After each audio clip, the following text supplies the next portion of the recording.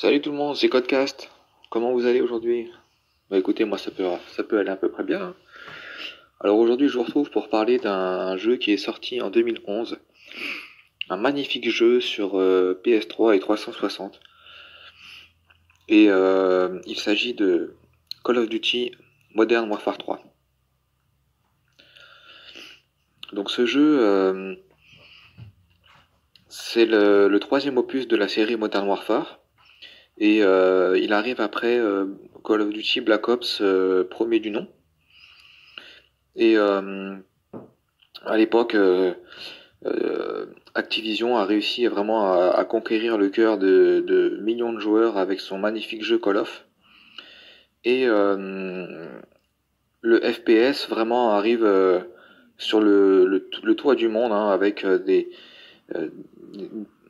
un enchaînement de Call of Duty de toute beauté, hein. Et on aurait presque même pu s'arrêter à Black Ops 1, tellement, enfin avec évidemment MW2, etc. Tellement ces jeux-là étaient magiques.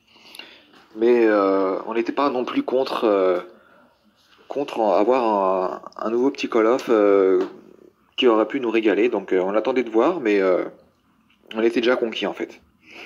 Et donc on est fin 2011, en novembre plus précisément.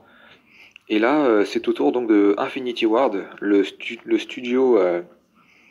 Parce qu'il faut savoir que, pour ceux qui ne le savent peut-être pas, il y a deux voire trois studios par la suite qui font les Call of.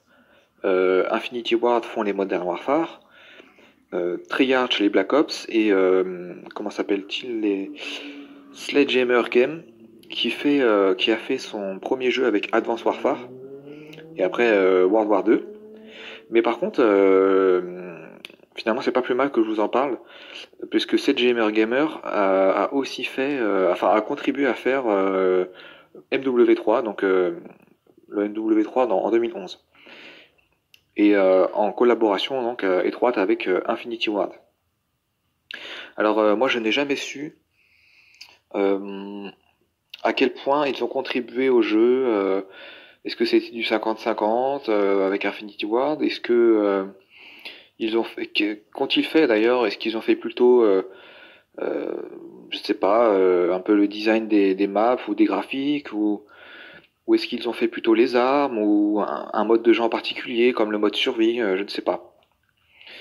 Bon, en tous les cas, un gros, un gros GG à eux, hein, parce que MW3 donc sort et sera un franc succès. Ce sera une grosse réussite, hein, puisque il va battre le record des précédentes ventes qui avoisinait les 30 millions de ventes. Et là, il dépasse donc les 30 millions même carrément. Ça dépasse le stade des 30 millions de ventes, donc c'est vraiment un record. Et d'ailleurs, on le ressent bien parce que les gens qui, à l'époque, donc toute la génération des personnes qui avaient à peu près entre 17 et, enfin, entre 15 et 25 ans, en grosso modo, tout le monde est conquis, hein. Vraiment, moi je le ressens bien autour de moi. Euh, c'est un jeu dont, bon, déjà, le raz-de-marée avait déjà eu lieu, mais franchement, on franchit encore un cap, même si ça paraissait difficile, mais sincèrement, c'est vraiment le cas. Et tout le monde autour de soi parle de Call of Duty et Modern Warfare 3. Euh, des personnes qui, par exemple, n'étaient pas encore, n'avaient pas encore trop goûté aux jeux vidéo ou les derniers, comment dire,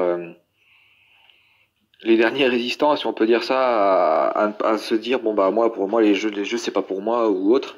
Bah, même ces personnes-là finalement ils vont se laisser prendre au jeu, c'est qu'à de le dire, et se prendre ce super Call of. Et à tel point que donc on est à l'ère aussi des casques, des oreillettes, tout ça pour communiquer ensemble. Et il y a beaucoup de gens qui vont se constituer des teams à ce moment-là, même des personnes auxquelles je ne serais même pas attendu qui jouent à un jeu. Et voilà, j'entendais, ouais, moi j'ai ma team, enfin, et puis des personnes voilà qui se réunissaient tous le soir ou peut-être parfois en journée selon les emplois du temps de chacun. Et puis bah ça geekait, hein, vraiment, c'était la folie quoi.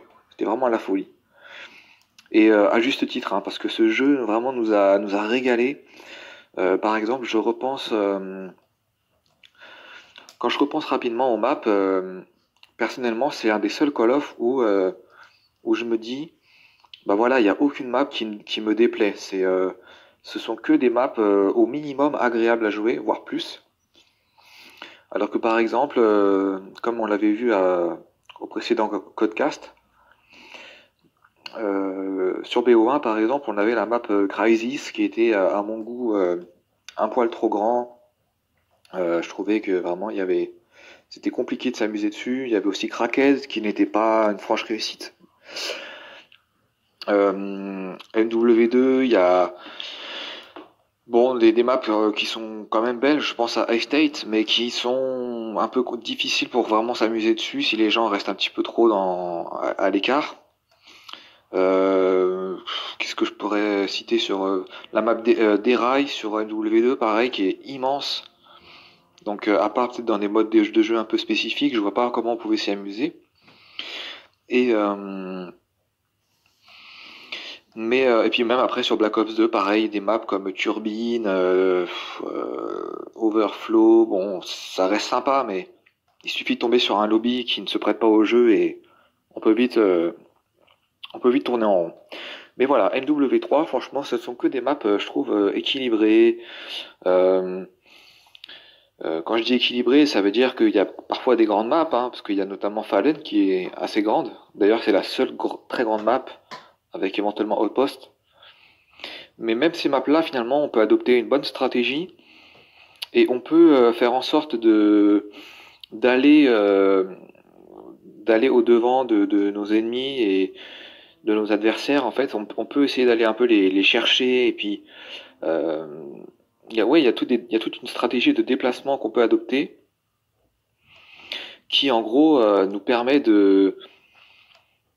hum, on va pas par exemple se faire ajuster par exemple je pense à la map sur MW2, c'est pas le sujet du jour mais des maps presque ou même Wasteland aussi était énorme avec des grandes plaines sur lesquelles il n'y a pas beaucoup de dynamique finalement alors que Fallen ou Outpost voilà on peut emprunter un peu euh, pas des couloirs mais on peut un peu se déplacer en se mettant un peu à couvert et un peu au fur et à mesure comme ça de la map on peut aller chercher les ennemis il y aura des duels qui seront pas non plus trop éloignés parce il y a quand même on va dire comme des habitations ou des endroits avec des murs, avec des angles, etc. Enfin, il y a aussi une map comme Interchange qui, c'est pas une des meilleures maps, mais franchement, on s'éclate quand même, quoi. Parce que je sais pas, comment dire, les développeurs, bah, c'est leur métier. Je veux dire, ils ont fait en sorte de faire des maps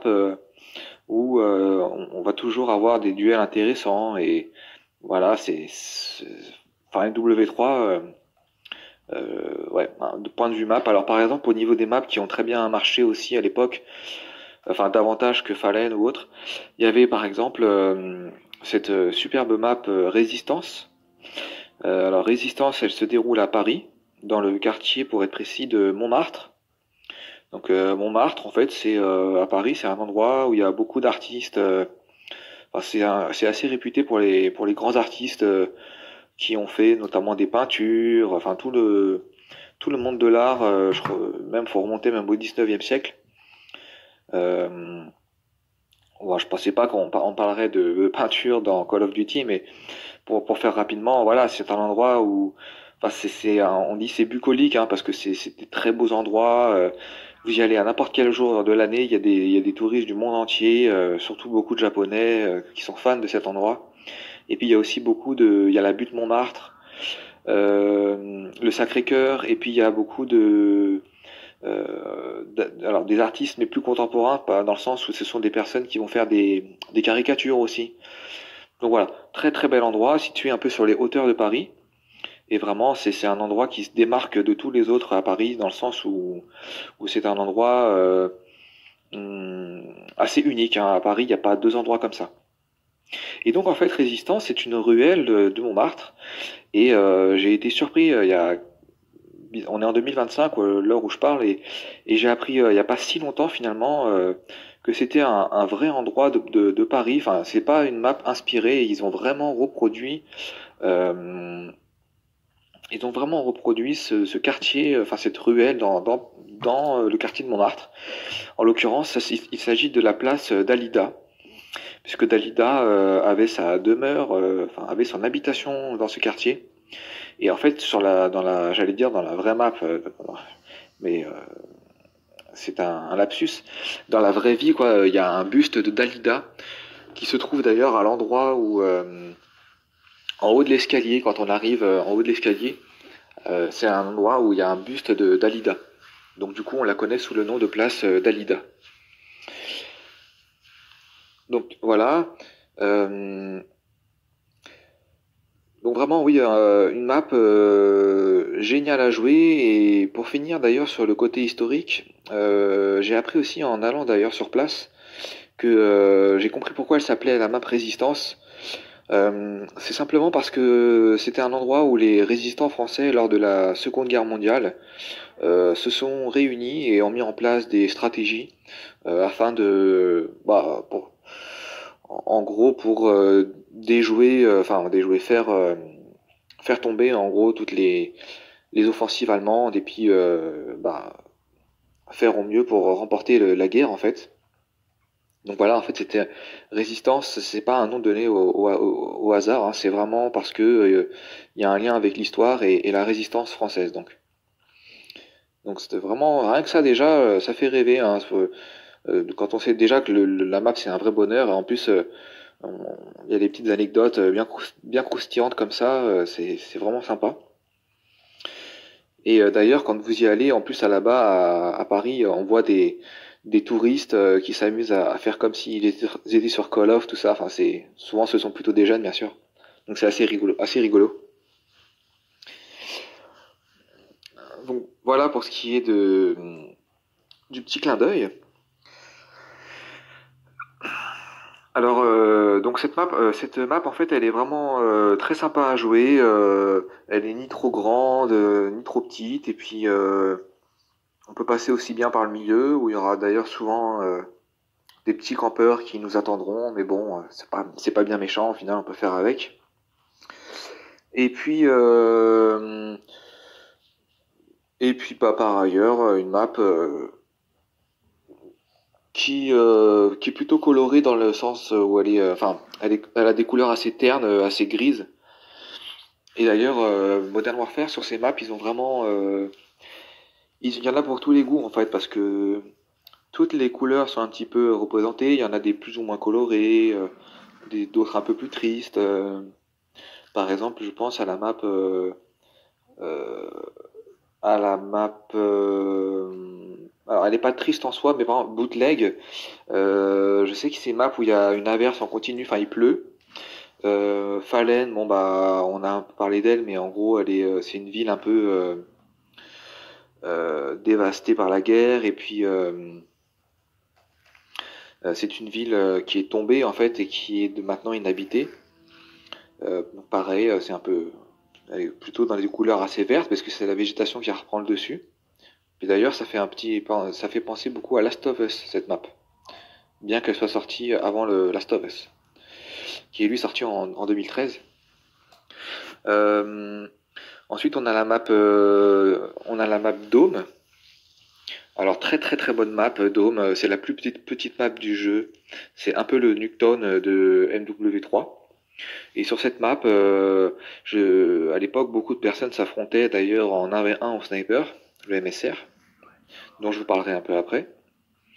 Et donc cette map, pareil, vraiment très intéressante. Là encore, on peut adopter des stratégies de déplacement. On peut aussi, enfin, je veux dire, bien que petite, ça veut pas dire on va pas non plus tomber sous les balles de nos adversaires tous les 3 pas et demi ou autres. Enfin, je veux dire, on peut se mettre à l'abri, on peut surprendre l'adversaire. On peut se la jouer un peu plus bourrin en passant par le milieu, par le dôme notamment. Enfin voilà, c'est très belle map. Et puis d'ailleurs, alors elle se déroule en Espagne. puisque vous allez le comprendre, en fait, toutes les maps représentent différents endroits du globe. Tous les continents sont représentés. Donc celle-ci, elle se déroule en Espagne. Vous pourrez le noter parce qu'il y a un petit drapeau de l'Espagne qui est dessiné sur un des murs de la map. Et, euh, et pour finir sur cette map, je voulais juste préciser qu'elle a été reprise dans beaucoup de Call of Duty, notamment en Ghost, en DLC, et puis plus récemment, enfin d'autres maps, d'autres encore Call of Duty par la suite, mais le dernier en date c'est MW3, mais la version 2023, 2023-2024 donc, le jeu sorti l'an passé. Et pareil, on a le bonheur d'avoir cette map sur ce Call of. Dans les maps Banger également, il y a Hard Hat.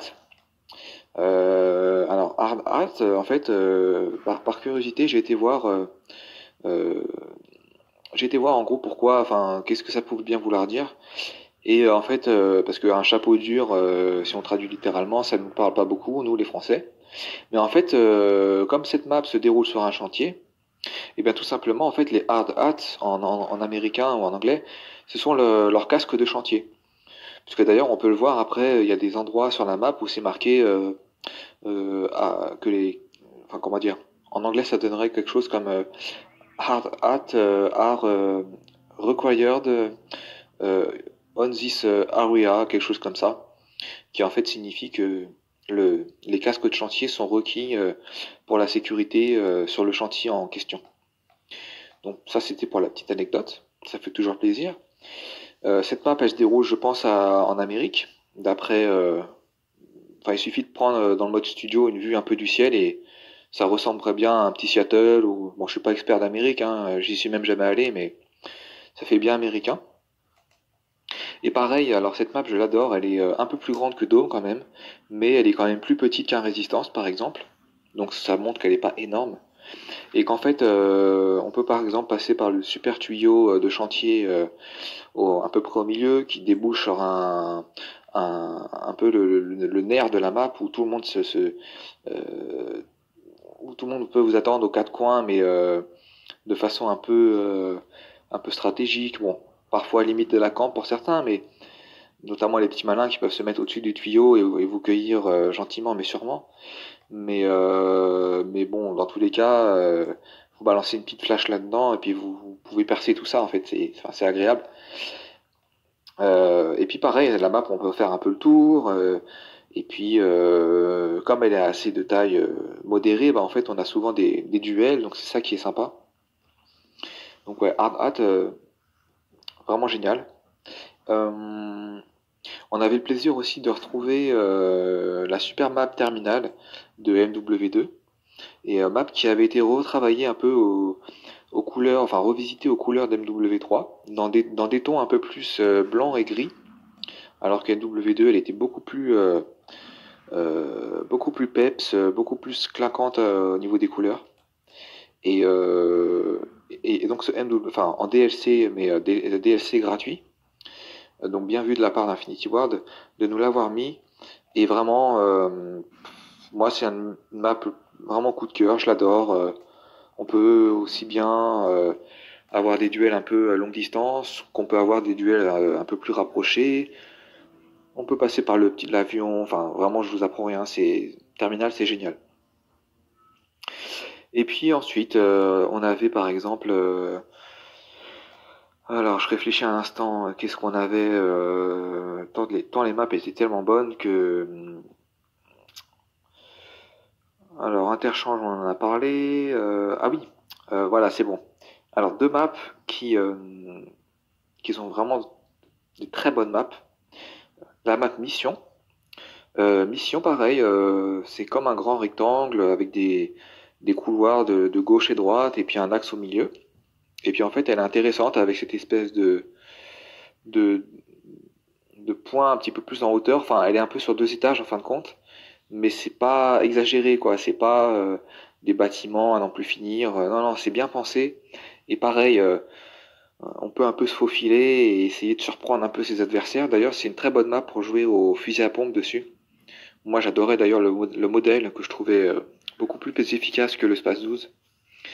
Et donc, une mission vraiment géniale. Elle se déroule elle, en Afrique. Donc, vous voyez encore une fois, encore un autre endroit du monde qui est représenté. Et la deuxième map à laquelle je pense, qui elle aussi se passe en Afrique, c'est Village. Donc Village, comme mission, n'a jamais été repris dans les Call of Duty qui ont suivi W3.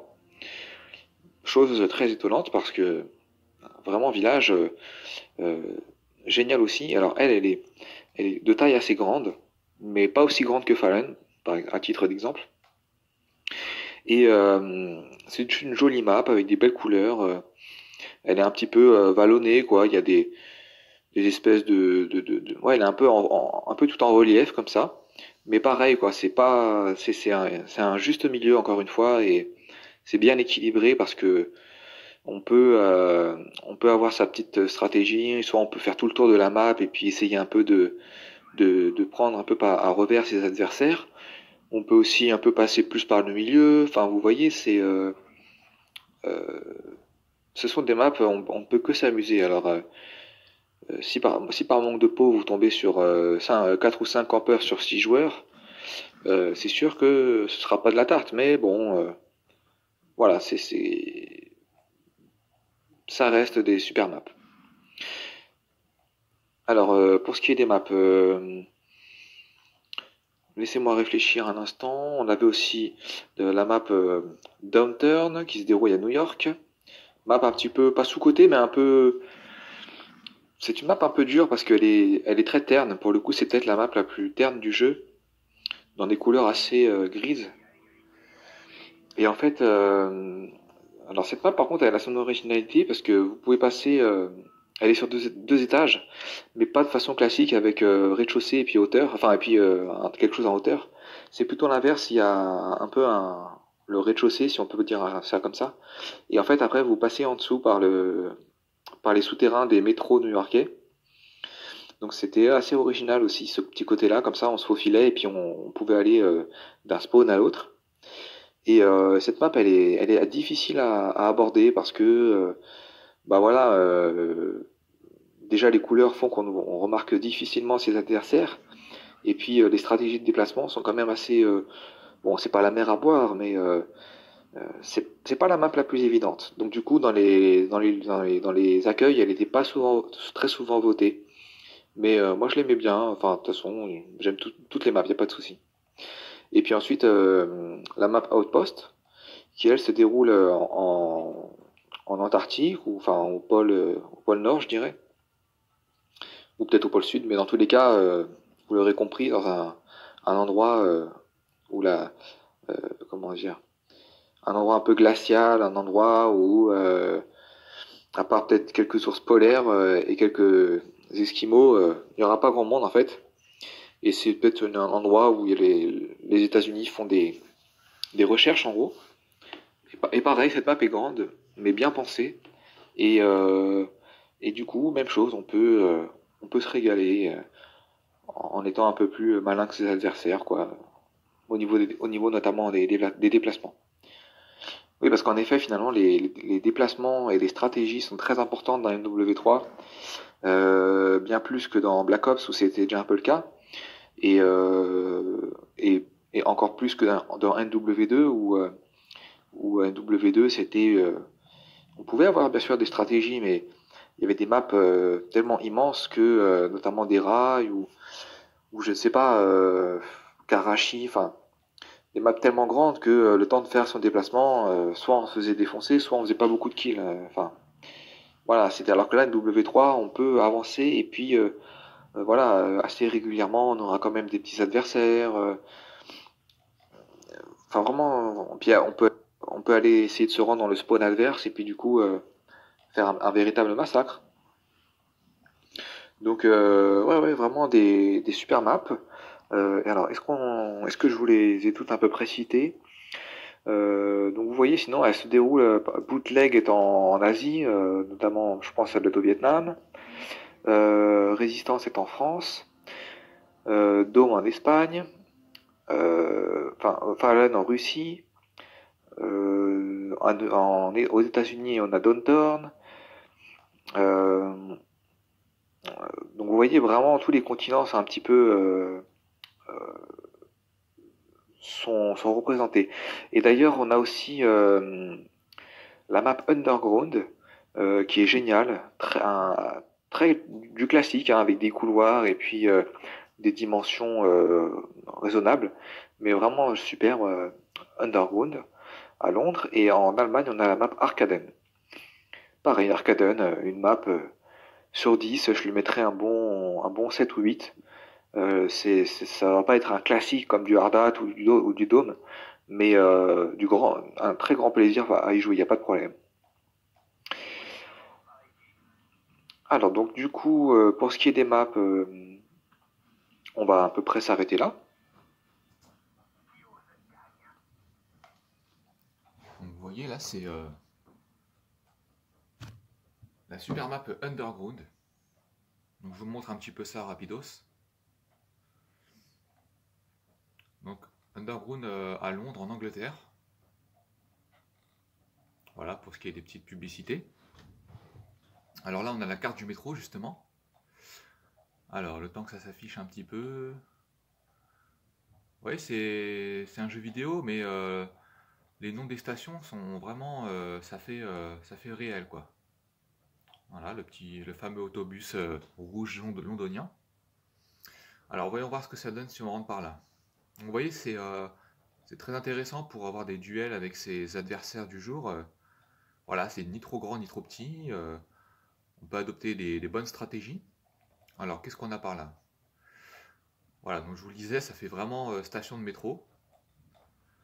Voilà, on voit encore mieux là ici les fameuses stations. Qu'est-ce qu'on a par exemple qui ferait réaliste? Alors là, la station Juggernaut. Alors, à mon avis, les I'm here. Les développeurs se sont vraiment amusés, à mon avis, à mettre des petits. Ah, regardez, j'avais jamais fait gaffe. RPG, Street, Soap Lane, Soap le fameux commandant. You are here. Qu'est-ce qu'on a encore? Myers, Random Place, Coconut Street. Ah ouais, non, ils ont vraiment fait du what the fuck, on peut le dire là. Super hyper active, je sais pas quoi. Enfin, alors, mais de toute façon, Call of Duty, No Ammo Road, la route sans munitions. Dead End Street. That's what we do town. Ça, à mon avis, c'est un petit jeu de mots. Mais voilà, enfin, Treyarch sont aussi très réputés pour ça, pour nous faire des petites blagues ici et là. Mais, euh, mais finalement, on voit que Infinity Ward, ils ont aussi leur petite touche d'humour. Il n'y a pas de souci. President, comme ça vous pouvez apprécier mon accent d'ailleurs. C'est de l'humour bien sûr, j'ai un accent bien français. Alors qui c'est celle-là? Si ça se trouve c'est une des copines des développeurs. Hein. Ou une développeuse, allez savoir. Hashtag MeToo. Ah, je rigole. Alors London Attacked. Ah ouais d'accord. Billard. Je me suis toujours demandé si les développeurs ils se sont amusés à mettre leur tronche là sur les photos comme ça. Donc voilà, pour ce qui est de la map encore, qu'est-ce qu'on a? Alors là, si on passait par là, on est un peu dans les catacombes du métro londonien. Alors ici, on a un petit point de vue intéressant. Donc vous voyez, c'est le genre de point de vue, pour moi, je ne considérerais pas ça comme de la camp, parce que la camp, ça vraiment le mec, admettons, il se met comme ça, il attend gentiment, et puis dès qu'il vous arrivez, il vous cueille comme un petit coquinou, hein, pour le dire gentiment. Alors que là, voilà, il faut une certaine habileté, quoi, une certaine précision pour ajuster d'éventuels adversaires. Donc pour moi, bon voilà, c'est pas mon style de jeu en particulier, mais ça me dérange pas des gens qui feraient ça éventuellement. Alors, comme autre exemple de campouille, par exemple, admettons, le respawn il est à peu près dans ce coin, donc admettons vous vous mettez comme ça là, voilà. Et là vous attendez un petit rusher. Ah, quelqu'un m'aurait peut-être rejoint. Ah bah voilà, un petit fraté qui m'a rejoint. Alors il veut jouer au snipe, alors j'ai une manette qui est complètement explosée, mais on va voir ce que ça donne. Comme ça fait un petit gameplay live commentary complètement improvisé. Je sais même pas. Ça doit être un de mes copains de PSN, quoi. Alors, copain, je l'ai jamais vu en vrai, hein, bien sûr, mais ça fait des années qu'on joue tous ensemble, alors on finit par se connaître un peu. Alors, il est où le poteau là? Je vais essayer de l'attirer un peu dans mes filets. Ah, j'entends une petite grenade. Attendez, je vais monter un peu le son. Alors, je me cache. Où es-tu? Alors, ma manette, elle est vraiment, mais elle me fait mal aux limites au pouce parce que pour accélérer, il faut vraiment que j'y aille comme un bourrin.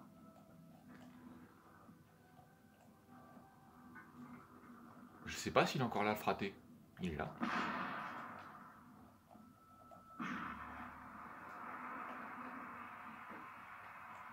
MW3, c'est un jeu où en 2025, on peut y retrouver à peu près les mêmes joueurs. On voit vraiment que ce sont des vrais acharnés de Call of et surtout des Modern Warfare 3. Parce qu'on finit même presque par se connaître les uns et les autres. Régulièrement, on retrouve un peu les mêmes. Et c'est aussi bien des Russes que des Français, des Espagnes. À tel point qu'il y en a même carrément. Bon, écoutez, je sais pas où il est. Ah, voilà. J'ai vu un petit point jaune par là. Est-ce que t'es là? Ah, il est là. Oh, il se la joue campeur. Non, mais il vient me prendre en duel et il joue comme ça. Bon, de toute façon, chacun son style, hein, c'est pas moi, il n'y a pas de souci. Ce petit bonhomme, c'est la rage incarnée, j'ai l'impression. Regardez. Donc, en fait, je vous le disais, ce qui est rigolo, en fait, c'est que il y a des joueurs qui viennent en équipe carrément. Et, et parfois, ça fait carrément des affrontements par pays. Parce que il y en a, ça va être la team Espagne. On les entend dans l'oreillette, là, ils parlent tous en espagnol, à 2000 à l'heure d'ailleurs. Je me demande comment ils font pour parler aussi vite et se comprendre, mais ça, c'est pour le petit clin d'œil. Alors, il était où le fraté? Ah ouais, encore en train de... Bah, comme ça, vous avez en live une petite démonstration de campouille. Bien de chez nous. Enfin, de tous les pays, vous me direz. Et alors, en fait, en plus de l'Espagne, vous avez des équipes de... Qu'est-ce qu'on a? On a une équipe de Russes. Alors là, eux, les Russes, ils sont à fond dedans. Ils mettent en hashtag, là, ils mettent CCP, je sais pas, des trucs de guerre carrément. Et eux, ils rigolent pas, hein. Si vous les avez 3, 4 fois à la suite, ils peuvent carrément vous insulter ou vous-même, ils ont des trucs pour vous faire carrément bugger. En gros, vous arrêtez pas de mourir, vous êtes obligé de quitter la map. Enfin, du bon rageux, quoi. Ah, alors, est-ce que je vais l'avoir cette fois? En plus, je crois que celui c'est un Français. Bah, il est invisible ou quoi celui-là? Je sais pas pourquoi il m'a rejoint parce que bon, il est pas très fun comme gars, hein. On n'a pas trop enfin, on a des joueurs anglais, mais il n'y a pas d'équipe. Et par contre, il y a une bonne petite communauté de joueurs français qui a fini par se tisser des liens avec le temps. Et du coup, ils ont même l'oreillette, etc. Alors, il est où là? Elle est là. J'ai été gentil, je l'ai attendu, hein. À mon avis, il n'est pas très doué le poteau là. Et donc en fait, voilà, il y a même des petits Français avec leur casque, c'est très sympa. Il y en a, ils ont la vingtaine, il y en a, ils ont presque pas loin de 50 ans. Donc c'est vraiment rigolo. Il n'y a que sur Call of qu'on peut. Ah, le petit poteau il est là. Et donc il n'y a que sur Call of qu'on peut vraiment se faire ami comme ça avec des gens de tout âge et des quatre coins de la France, quoi. Donc c'est vraiment appréciable. Et en plus, dans l'ensemble, il n'y a vraiment pas de rage, hein. Même les gars, moi parfois, ouais, headshot. Parfois, il y en a, carrément, ils me disent bien joué mon pote. Alors qu'à l'époque, c'était plutôt, ouais, pas te faire voir ou pour rester poli. Espèce de gros rusher ou de campeur, je sais pas. Parce que ça aussi, les gens qui vous mettent comme quoi vous êtes. Alors, à l'époque, on vous insultait de campeur alors que vous étiez tous sauf un campeur, enfin pour ma part. Et aujourd'hui, maintenant, c'est carrément, on vous accuse d'être les mecs là, les cheaters avec des lobbies. Enfin, tout ça, c'est un monde qui met un peu. Je connais à peine les termes parce que ça me dépasse. Mais moi, je reçois régulièrement. Alors là, c'est ma deuxième console. Ah, j'ai carrément reçu des messages de gens qui me disent ouais t'es un cheater. Je sais pas si j'ai ça. Attendez, je dois avoir ça quelque part. Ah oui alors attendez, un jour elle m'a dit ça. Je devrais pouvoir la retrouver. Hop là.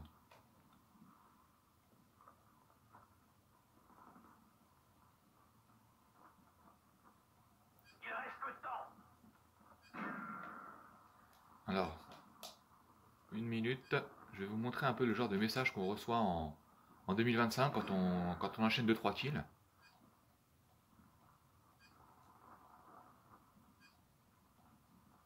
Alors voilà, par exemple, là elle m'a mis.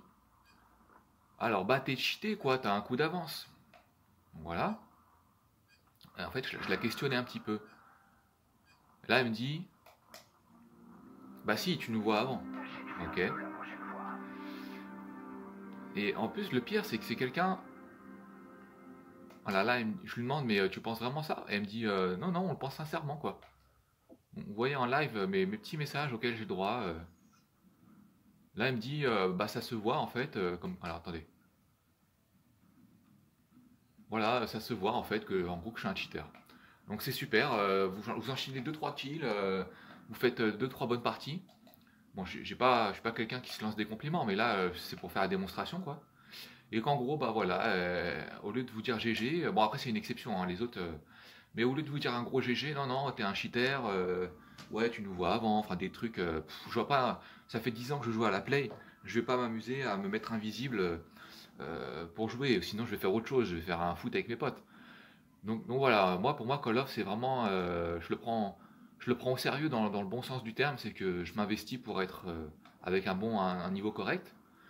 Et voilà, donc aujourd'hui on reçoit des trucs comme quoi on va cheater, enfin... Bon après les pauvres, enfin, je peux les comprendre parce qu'aujourd'hui il y en a tellement des gens qui font ça que parfois je peux comprendre qu'on ait un doute sur quelqu'un, mais bon, voilà, ça c'était pour le petit côté un peu plus perso quoi. Alors moi vous voyez en nom de clan j'ai mis, je sais pas si vous pouvez le voir, attendez, pour le petit clin d'œil à Last of Us j'ai marqué Joël. Attendez je vous montre ça.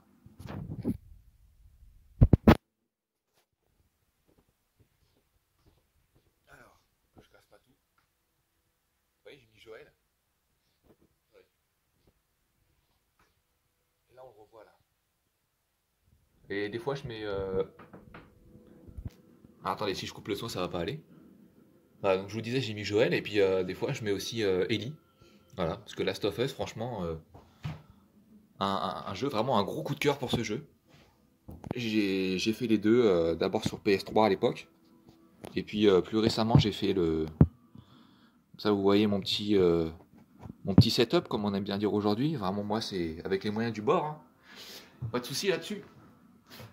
Et donc j'ai fini Last of Us 2 sur PS4 et vraiment j'ai pris une claque, hein. C'est les graphiques et tout, c'est un pur plaisir ce jeu. Et puis bon, le scénario avec des rebondissements à l'appel, des personnages emblématiques, c'est vraiment, même des films de cinéma m'ont pas fait autant rêver que Last of Us. Et puis des musiques incroyables.